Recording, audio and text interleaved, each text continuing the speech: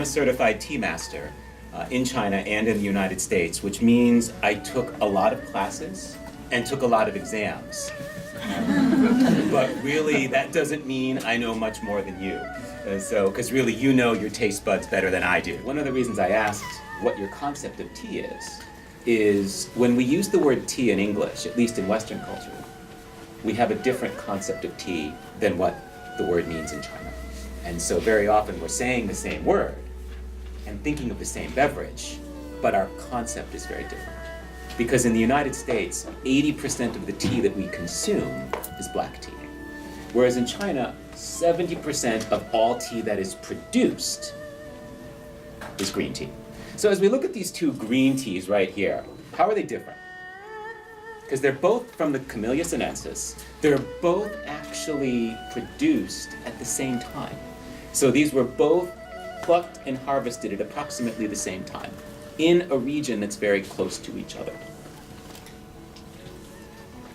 What do you think is the same? What do you think is different? Well, I would think maybe the soil content might have an impact on the flavor profile. It does. It absolutely does. So that would be one of the key differences.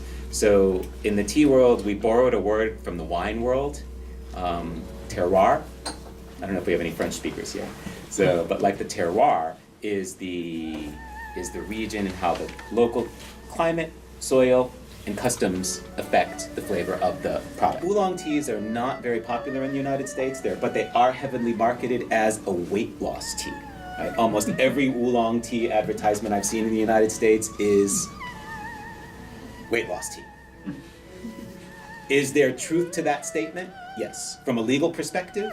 No. Why? Because all teas are weight loss teas. And the studies have shown the more tea you drink, the thinner you'll be. So I drink a lot of tea.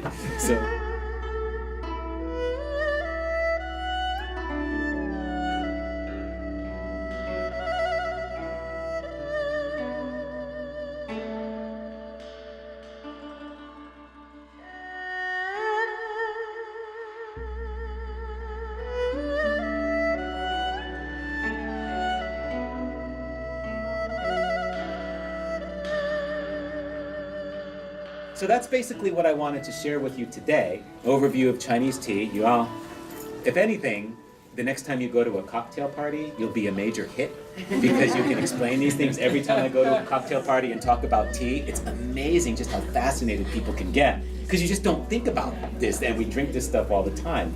So oxidation, fermentation, brewing techniques, cultural differences. Tea is a truly amazing thing.